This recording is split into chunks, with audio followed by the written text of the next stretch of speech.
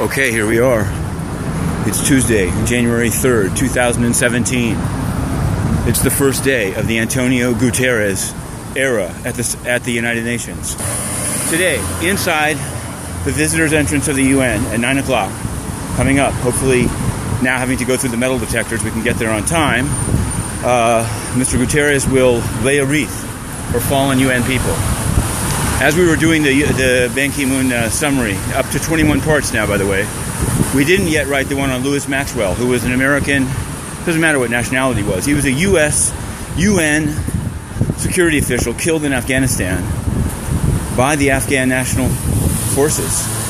And the UN never followed up, never defended him. Basically misled his family down in Florida. Horrendous. This is a case that should be looked into now that the perpetrators and the cover-up guys are gone. Then at 9:10, Guterres will speak to UN staff in the lobby. I think that's why you see people coming in early. Apparently, investigative journalism is a security threat. So that in February 2016, Ban Ki-moon and Christina Gayach, his head of communications, threw inner city press into the street through that gate and its laptop smashed on the ground. April, files thrown on the street right there. Now they're trying to give inner city press's longtime office, 303, to an Egyptian state media that never comes in. Only claim to fame was the 1984 president of the UN Correspondents Association, a group that slavishly played sycophant to Ban Ki-moon no matter what he did, including excluding all but Korean press from the briefing room. It has to be cleaned up at the UN. It must be cleaned up. Maybe the Louis Maxwell case, the UN selling out a heroic American who gave his life trying to actually serve this international body only to have his death covered up in the most disgusting way. But we're going in to remember the fallen. First of all, same spokesman as Ban Ki-moon had right there.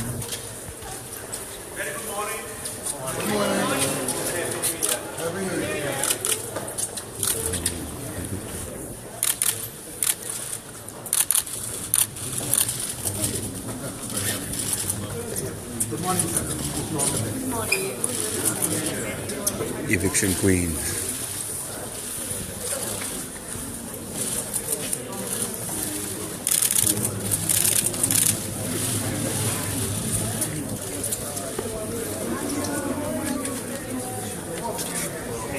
Now, how many of these officials were from the Ban Ki-moon era and were involved in corruption?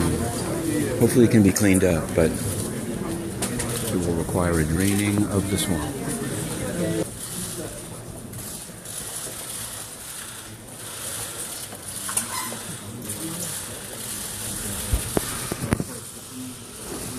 Survive, and I hope that we'll all be able to come together to solve this problem. Thank you very much.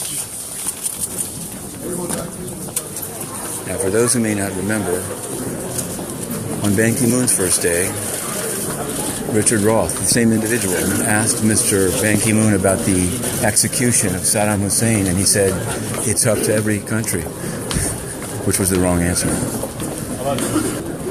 It's quite a throng. It's quite a throng. Is it going to be a higher profile Secretary Generalship? One sure hopes. Same spokesman, though. The same guy who didn't answer 2.5 out of 22 press questions between Christmas and New Year when his office was getting paid.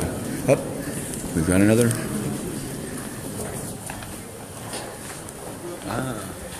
The whole team is in the house.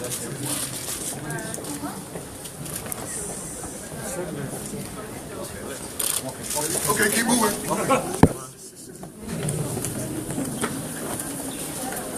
Okay, that was the new chief of staff, Rosa Ribeiro of Brazil. She was the ambassador of Brazil during the voting on Libya, and she took a number of principal positions about the U.S. being exempt from the ICC. So that was a good move. Good move. They're up on a riser. We'll do our best from here. Here's a guy who led 8 guards to throw inner city press in the street in February. Yes, it happened. Laptop on the ground. That's Captain McNulty. You could find him on SoundCloud. Did a great job smashing the press's laptop. But, again, onwards and upwards. Why they put the press back on that riser, nobody knows. Maybe we will go back there, though. So, these times will be challenging. But we need to be aware it's not enough to do the right thing. We need to earn the right to do the right thing. And a lot of the success or failure of Mr. Guterres will turn on turning a new page. Because, as he said, and this is one of the key lines, we have to earn the right to do the right thing. Under Ban Ki-moon, the UN has lost that right dramatically. Under Ban Ki-moon, the UN has lost its credibility. It's laughed at by countries like Burundi. Countries like Saudi Arabia bought their way off human rights lists. These are all things that hurt. There's still almost no recompense for those in Haiti that were killed by the UN's cholera. So you've got to earn the right to do the right thing. And it was lost. That right, it's going to become much more difficult under Ban Ki-moon. And Antonio Guterres should realize that those who participated in this Ban Ki-moon era of the loss of the right of the UN to do the right thing need to move on, find a new job. There's no guarantee at that level of staying with the UN forever. And I'll name them. Hervé Latsus, the head of peacekeeping, he destroyed the organization of DPKO. He defended child rape. He allowed European peacekeepers to have better equipment than Africans while they got slaughtered. Christina Gayat, the head of DPI. She'd only ever managed 7 people. She was given 500. And one of the main things she did was to throw the investigative press in the street. She also recruited, if you can call it that, Wonder Woman as a UN ambassador, which was a huge fiasco. She also did no due diligence when a Macau-based businessman, Enlap Seng, bought an event in this very lobby, bringing the UN low, low, low, corruption low, low, low. So that's a lot of strikes. It's also basically things are incredibly misrun under her era. So it's time to go. That's another one. We could go down the list. Let's start with those two because it's obvious. It's so obvious. What'll happen with something like OCHA will really depend on the UK. Does the UK get to keep it? And if so, do they want to keep O'Brien? What will happen with the Department of Political Affairs? This is a big one. The US has held it under Lynn Pascoe and now Jeffrey Feltman. But I guess it's all on hold to see what Mr. Trump wants. Some said that in exchange for Russia's support, DPA had been promised to them. We'll see. We'll just have to see what's going on. One thing we can say is that Jeffrey Feltman will probably not stay, given how closely he's linked and aligned with Hillary Clinton. So, ironically then, when UN envoys such as Staffan de Mistura and, here's a little soccer in the UN lobby, and one would assume the Yemen envoy, Ismail Old-Sheikh Ahmed, but Staffan de Mistura said on the record that he wanted to meet with the Trump team, and then the next time he said he will not meet with the Trump team. And this is because Jeffrey Feltman told the various envoys that they shouldn't reach out to the Trump team without going through him. What a laugh. Jeffrey Feltman couldn't get a phone call with, a Trump relative. He's a Hillary Clinton operative. You'll see him photographed in testimony. Oh, there they go. There they go. There's Navarro. There's Feltman himself. Feltman, because of Portuguese, everyone's going up. They're going up. 38, 39. Everyone's showing their face here. This seems like the elevator slot to cover. This is where the jobs are given out. There's Stephen O'Brien. Oh, there is Hervé Latsus. Hang on a moment. Let's check him out. Now, there's 2 gentlemen with white hair there. The one on, difficult to say, the one on where the word says conférence, that's O'Brien. And ironically, bâtiment is Mr. Hervé Latsus, who, when asked why peacekeepers are raping in CAR, said if they just had better R&R, they wouldn't do it. Should have been fired on the spot. And I'm just going to note the date of it. You don't even have to look at the Inner City Press YouTube. You could look at UNTV. September 11th, ironically, 2015. Hervé Latsus said if the soldiers had more R&R, they wouldn't rape. Time to go, buddy. Gotta go. Who else do we have? These are the elevators to the 38th floor. Antonio Guterres, for all the right reasons, wants gender balance. But that doesn't mean that every female USG he inherits is the right one. And I can say in the case of Christina Gayat, that is the litmus test. It's a woman who allowed corruption inside this very lobby. You can read an OIOS audit. It's a woman who evicted and censored the investigative press, which is supposed to hold the UN accountable, even according to some UN officials. a person who recruited Wonder Woman, a person who paid. Here's another one. This is a person who paid. Oh, the elevator's going up. A person who paid a trainer with UN dollars who said it's very difficult to get people to go to a conference in Detroit because it's a third-rate city and flyover country. That's a direct quote, and that's with taxpayer dollars.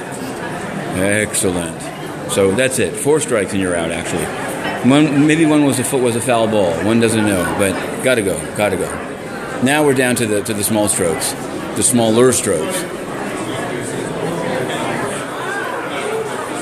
These are the ones that go up to the high floors. Now there's no comment. As to like the press coverage, those who covered Ban Ki-moon for 10 years and allowed him to be corrupt and incompetent and drive the UN into the ground, now they'll be play sycophant with Mr. Guterres. Everything for access. Access is everything.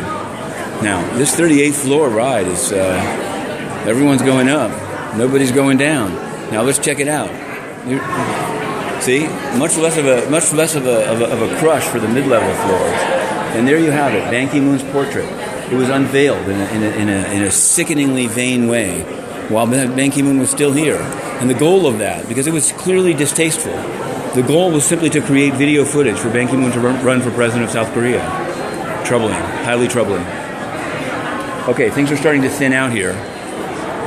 Let's take a look at the third hole. I think we're down to all the big players have tried to ingratiate themselves to Mr. Guterres, Mr. Antonio Guterres. All right, look.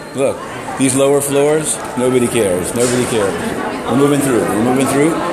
Now, these were the early Secretary Generals of the United Nations. There was Kurt Waldheim, noted Nazi. You thought? Dag Hammarskjöld. These are the guys. Trygve Lie. There he is. Okay. Now, we're going to finish this until this year in terms of covering the UN, covering Sri Lanka, covering DRC. Inner City Press, like most of the journalists you see down there, had an office upstairs, shared office, with a Brazilian photographer known as Luis. But in sheer retaliation for coverage that will come in future periscopes to an Egyptian state media that never comes in. Not seen today either. It's a scam. And so we work out of this focus booth. You can find us here. And we're going to finish this one in the focus booth. That's how we're going to finish this particular broadcast. Okay? So this is how we work. This is how we're working now. I really can't complain. There are many worse working conditions, but not only is it unfair, I really don't care where to work from, but without having an office, you can't cover the General Assembly without a minder. For 10 months, Inner City Press has had a minder, has had to come to this second floor and say, please, can I have an escort to go and cover the General Assembly? And while covering the General Assembly, the escort or minder will say, who is it you want to talk to? I don't understand. This is like being in the capital of a totalitarian country. And one would hope, obviously Christina Gayatz thought this was legitimate because it was raised to her repeatedly. And she even told some undersecretaries general that, of course, it was fine, no problem. BS. Gotta go. So this is how the Antonio Guterres era begins. It begins with the UN discredited by Ban Ki-moon. It begins, on a personal note, with the investigative press evicted from its office, confined to minders. And it begins with a message of hope, which we hope will be followed through, and we'll be here to cover it. Okay, that'll be that.